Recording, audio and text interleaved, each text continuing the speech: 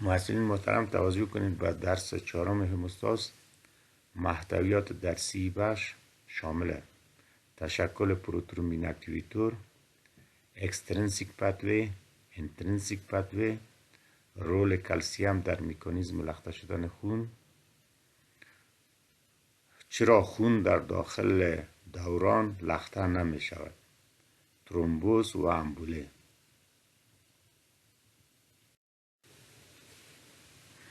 Formation of prothrombin activator یا تشکل پروترومبین.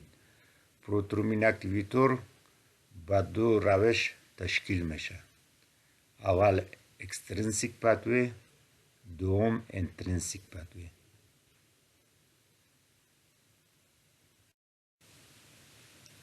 محصلین محترم، در این سلاید ما میپردازیم به تشریح روش تشکل پروترومبین اکتیویتور و روش اکسترینسیک پاتوی.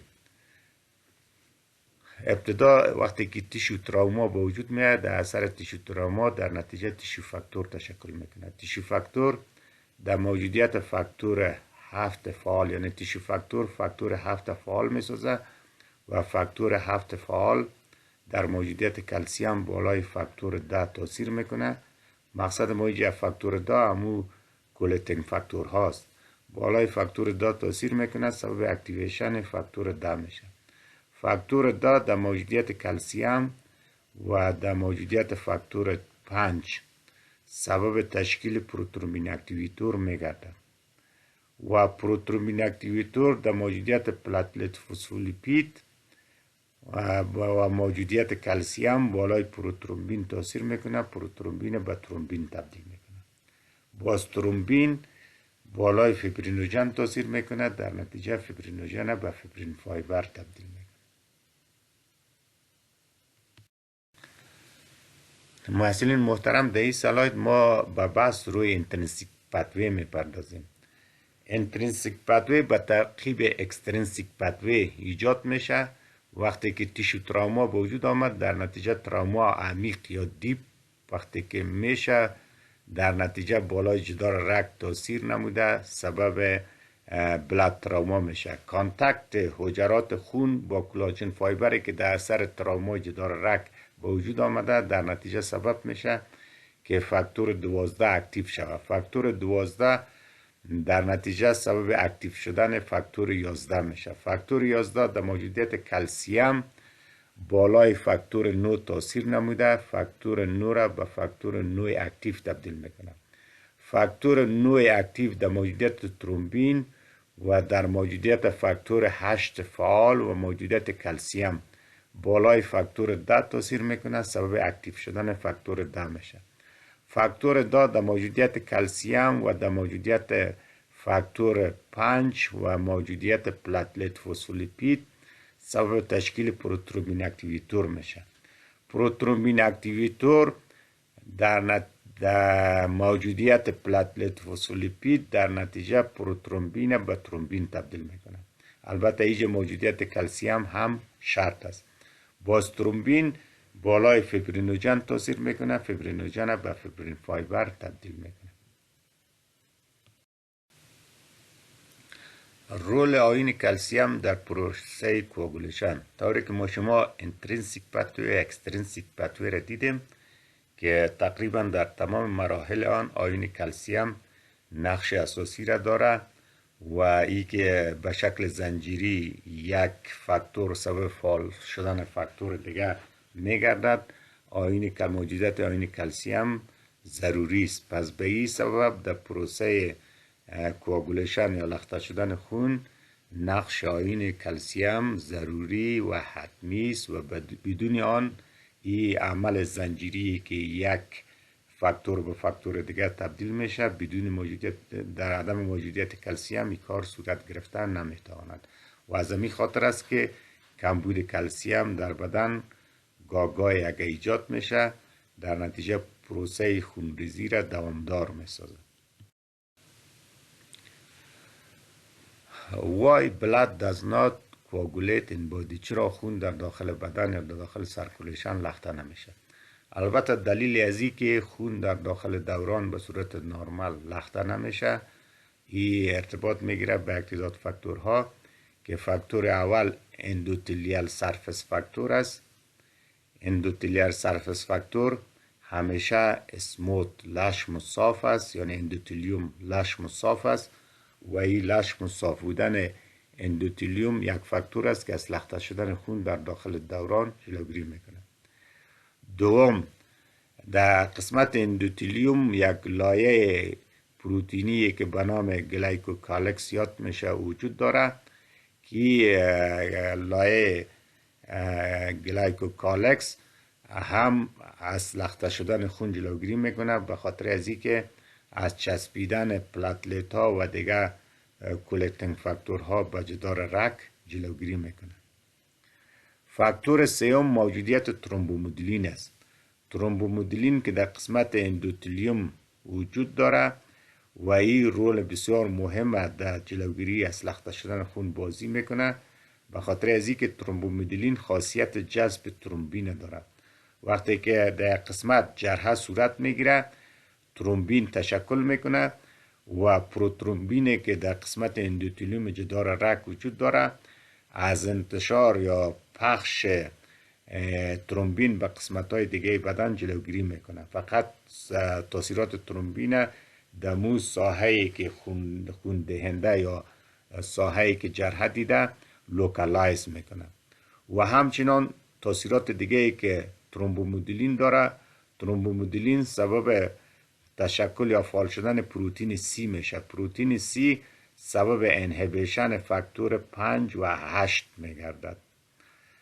و دلیل یا فاکتور دومه که سبب جلوگیری از لخته شدن خون در داخل دوران به شکل طبیعی میشه رپید بلاد فلوس، امی که جریان خون همیشه به شکل سریع صورت میگیره و خون توسط بطن چپ پمپ میشه با یک سرعت مناسب در رگ‌ها جریان پیدا میکنه. این خود از لخته شدن خون جلوگیری میکنه. هر قدر سرعت جریان خون سلو یا بطیء شود خطر تشکل امبوله و ترومبوز بیشتر میگرده. دلیل سوم موجودیت انتراواسکولار آنتیکواگولان هاست که قبلا هم ما شما یاد کردیم که در جمله آنتیکواگولان های مهمی که در قسمت دوران همیشه وجود داره و از لخته شدن خون جلوگیری میکنه هپارین است که هپارین رول بسیار عمده و اساسی را بازی میکنه و هپارین وقتی که گفتیم همراه آنتی ترومبین 3 یک جای شود تاثیراتش 100 تا 1000 چند قوی میشه و از کوآگولیشن جلوگیری میکنه. و دیگه الفا 2 ماکروگلوبولین است که او هم در این پروسه نقش عمده و اساسی را داره. حالاتی که سبب خونریزی های بیش از حد میشه اول ترومبوسایتوپنیا، دوم هموفیلیا، سوم نقصان ویتامین K. ترومبوسایتوپنیا البته کاهش ترومبوسایت ها در نتیجه پروسه خونریزی را طولانی میسازد که باید در خونریزی هایی که بیش از حد صورت میگیرد به کاونت ترومبوسیت ها توجه صورت گیرد. دوم مرض هموفیلیا است که هموفیلیا در اثر نقصان فاکتور 8 به وجود میاد. البته هموفیلیایی که در اثر نقصان فاکتور 8 یا نبود فاکتور 8 به وجود میاد به نام هموفیلیای تایپ A یاد میشه و هموفیلیایی که در اثر نقصان فاکتور 9 به وجود میاد به نام هموفیلیای تایپ B یاد میشه و هموفیلیایی که در اثر نقصان فاکتور 11 به وجود میاد به نام هموفیلیای نوع C یاد میشه. البته هموفیلیای نوع C و B کمتر شیوع داره و بیشتر هموفیلیای نوع A البته شیوع بیشتر نسبت به هموفیلیای نوع B و C داره.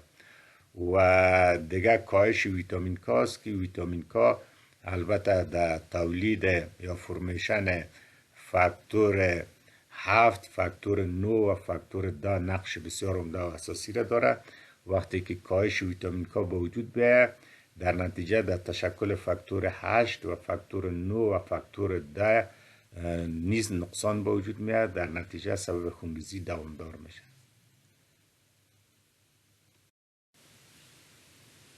ترومبو امبولیک کاندیشن ترومبوز ترومبوز یک علاقه یا کلود غیر نرمال که در داخل رگ خون به صورت چسبیده رشد و انکشاف میکنه به نام ترومبوز یاد میگردد و کاز یا اسبابش درست شدن یا خشن شدن اندوتلیال سرفس است و همچنان سلو بلد فلوز و دیگه آمبوله است که آمبوله یک علاقه کلوت آزاد و متحرک است که در اثر جریان خون از جدار رگ آزاد میگردد به نام آمبوله یاد میشه. آمبوله شدن میتواند که یک پارچه کوچک مواد عضوی باشه یا گاهی هم شدن میتونه آمبوله هوایی باشه.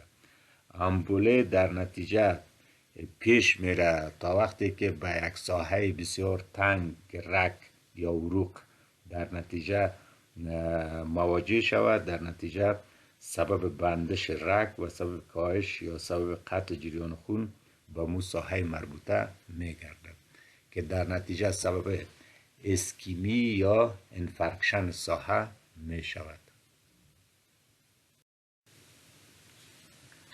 بلاد تست بلیدینگ تایم تایم نرمال بلیدینگ تایم 1 الی 6 دقیقه است و این گاهی طولانی شده میتونه، مثلا وقتی که کولتینگ فاکتورها کاهش پیدا کنه یا پلاتلیت ها تشوش پیدا کنه، در اون صورت این تایم طولانی میشه. یعنی طولانی شدن تایم نماینگر تشوش در کولتینگ فاکتورها و کاونت پلاتلیت هاست. کولتینگ تایم به صورت نرمال کولتینگ تایم 6 الی 10 منت است و طولانی شدن کولتینگ تایم نماینگر هموفیلیا است. پروترومبین تایم به صورت نرمال البته تایمش در حدود 12 سکند است. توجه کنید به سوالات تقویتی بخش. در تشکل پروترومبین اکتیویتور کدام مکانیزم ها نقش دارند؟ نام گیرید. ارزش وظیفوی پروترومبین اکتیویتور چیست؟ تشریح کنید. چرا در حالت نرمال خون در داخل دوران لخته نمی شود؟ توضیح کنید. چرا خون در خارج بدن لخته میشه؟ تشریح کنید. کدام حالات سبب خونریزی های بیش از حد میگردد؟ نام گیرید. ترومبوز چیست و کدام عوامل سبب ترومبوز می شود؟ آمبوله چیست؟ تشکل آمبوله سبب کدام مشکل می گردد؟ تشکر از توجه شما. اگر سوال دارید بفرمایید و همچنین اگر سوال دارید میتونید از طریق واتساپ سوالاتتان مطرح کنید.